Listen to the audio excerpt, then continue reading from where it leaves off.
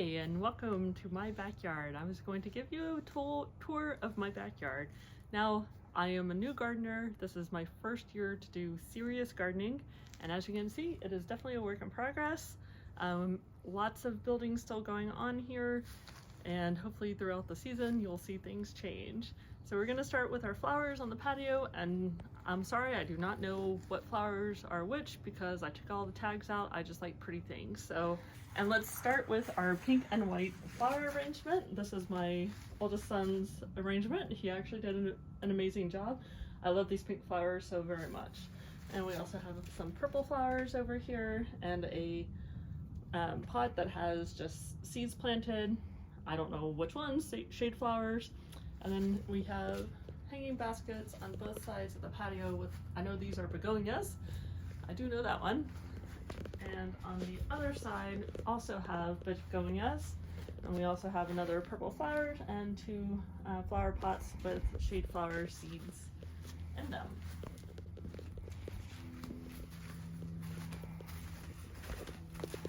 Now in this part of the yard, it is very sloped down, and we have this planter box that the builder was trying to protect our patio.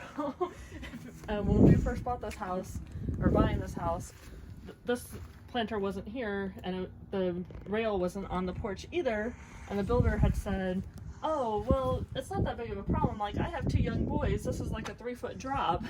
That's definitely a problem. And they're like, okay, well, we'll just put you a planter box there. Okay, fine. So they did. But there's no rail. And like, you moved the problem down like 6 inches. It was so then finally they put the rail. But anyways, I planted some more flowers over here. And I believe I planted some cosmos over here and probably some others. This is a pretty shaded area, though I heard that some cosmos will do okay in some partial shade. So hopefully they will do okay.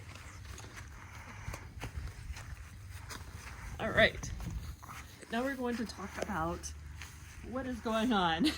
So we have landscaping timbers over here, and these are going to be used to make a retaining wall around my raised bed, my new raised bed area over here, along with the rebar. So the rebar is going to be put through the timbers and into the ground to help keep the soil in place. And we have paver base, as well as paver sand and pavers that are all going to be laid in this area. Now the pavers that are down right now are just temporary, so I can water my garden without getting super muddy. In this first garden bed, we have some onions, and I believe these are actually short date onions. It's a variety pack, so I don't know really which is which. It will be a surprise to us all.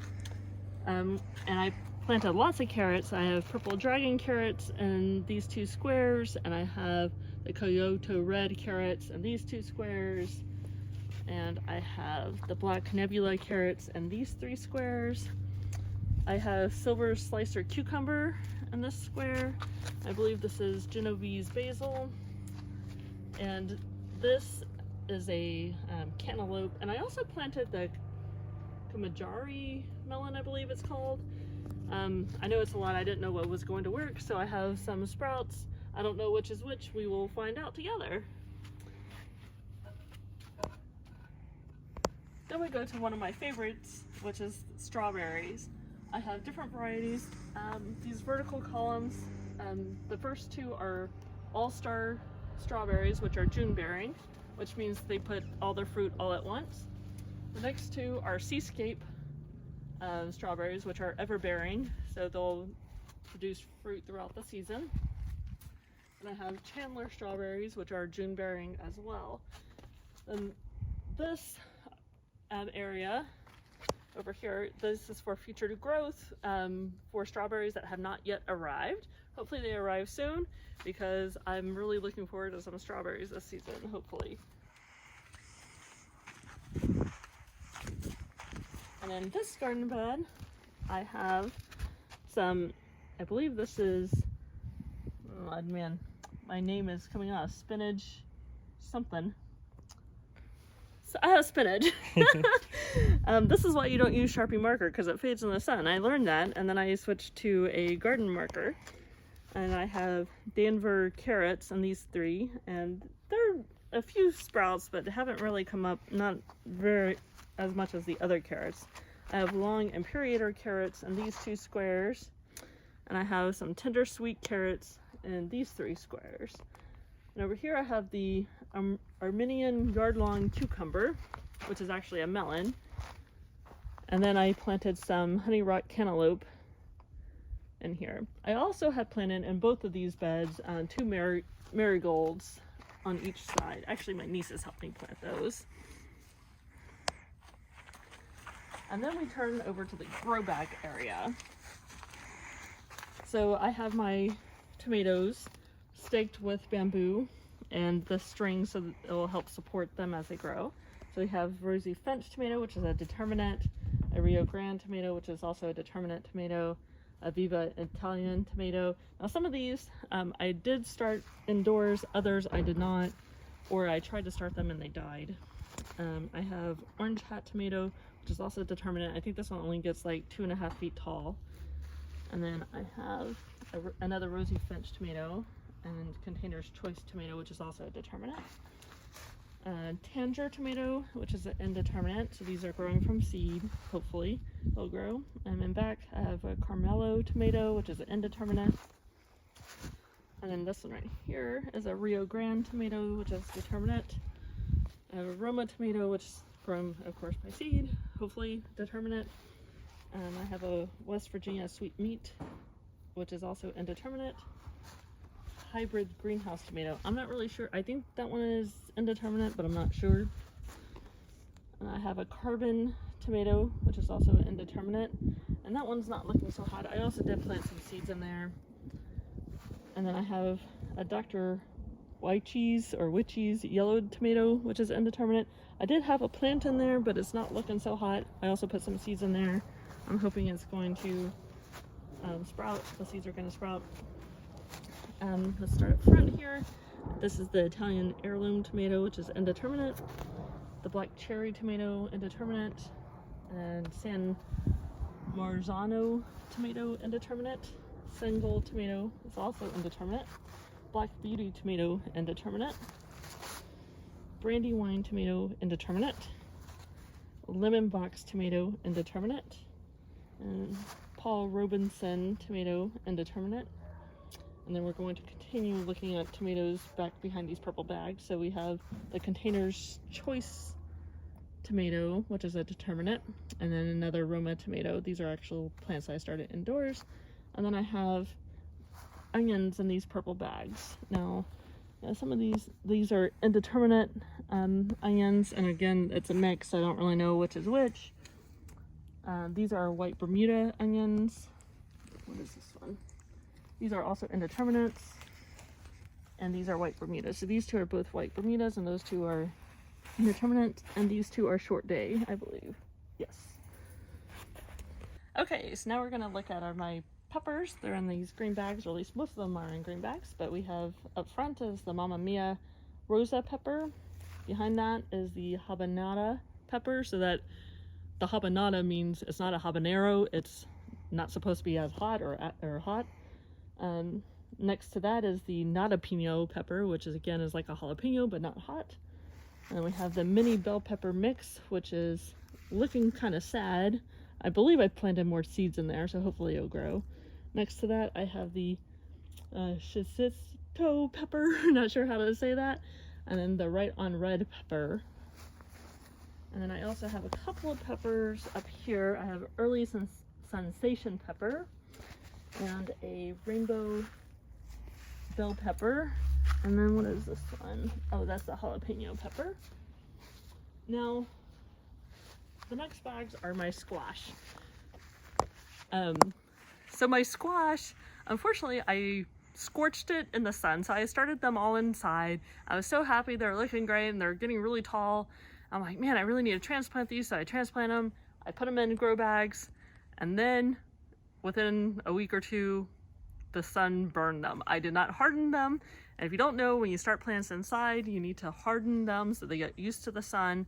So you bring them out for a little time each day over a week or so period, and then they'll get used to the sun. I learned that lesson. So I did plant some more seeds in these bags, but they haven't sprouted yet. I did pick up this zucchini plant from Lowe's, and I don't know which variety this is. It just says zucchini squash, so I don't know what that means. And then I picked up this straight neck yellow squash that's behind it. These other bags I'm waiting for sprouts.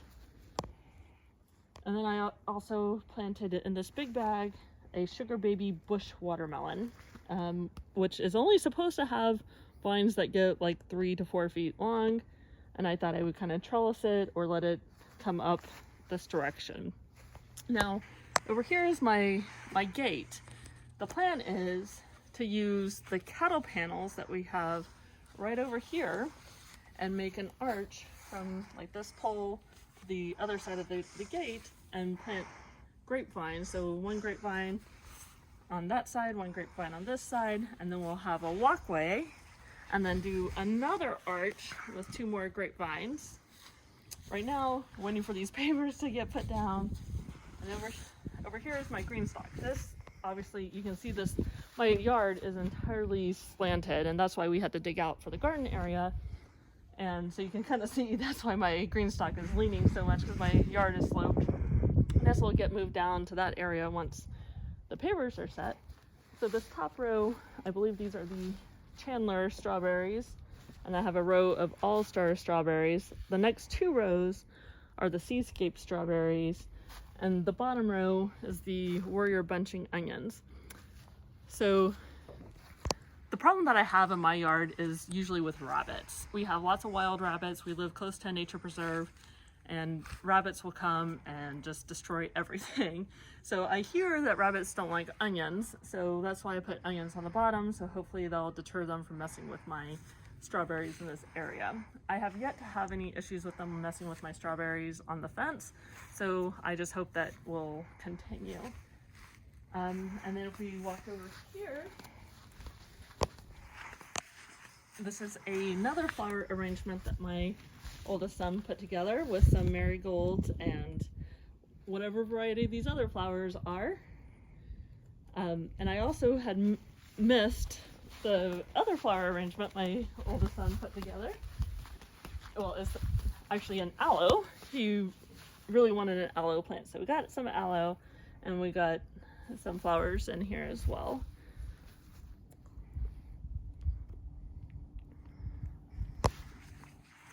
Okay, so if we walk over here, here is the arrangement with the marigolds that my son put together, and then another pot with seeds, flower seeds in it. It's just a mix. I just opened lots of packages and dumped the seeds. Now we're going to talk about this garden. So this garden I've had for several years, and I've never had a lot of luck because, number one, as you can see, it's in the shade, and it's in the shade most of the day. And that's kind of a problem when you're trying to grow plants. And so this year I did a lot of research, and I found that lettuce and spinach like cooler temperatures, which I'm in Texas, zone 8A, North Texas, I should say. So it is extremely hot here, and spinach and lettuce don't do really well in the really hot. So I thought I would put them in the shade, and hopefully that will help. Now I have had some luck with some basil in this garden before, and maybe some tomatoes, but not like a huge yield. And this cage is around it because rabbits. So we have in this first square the Veriflay spinach, and then behind that Sun Angel spinach, the New Zealand spinach, the Noble Giant spinach, which that one actually had gone to seed as soon as I transplanted it. I've heard that maybe I shouldn't start these inside, that I should just direct sow. So I will try that next year. Next to that is the Starfighter lettuce. And in front of that is the romaine, the red romaine. And then in front of that is the black seeded Simpson lettuce. And I have the Tom Thumb lettuce. And then I have some endive and sweet basil, Japanese parsley, romaine green, arugula rocket. I have an empty square. When I get extra strawberries, I'm going to put the remaining strawberry plants that don't fit on the fence in this bed as well. And I have some thyme and some Swiss chard, which is Fordhook, and Bloomsdale long-standing spinach, sage, cumin, and tricolor romaine. And again, some empty squares. I have oregano and some more variflea spinach and more Genovese basil, lavender, curled parsley, and an empty square. And I decided to try an orange hat tomato in here. Before, when I had tomatoes, they were probably indeterminate. I didn't know there was a difference, and they got really huge and growing outside of the cage. Since the orange hat is only supposed to get 2.5 feet, I thought that would be perfect for this bed. So I'm going to give that a try in here. Then I've also planted some stevia and rosy rosemary. Now I should say, actually my nieces helped me transplant and plant the seeds in this garden when they were here visiting a couple weeks ago. So thank you for my nieces. And then in this flower bed, I have a variety of different flowers. I planted some by seed, and then some were transplants, which my nieces transplanted for me. So that is my backyard tour, and I hope throughout the season you can see my garden grow and hopefully my projects complete. Thank you for joining me.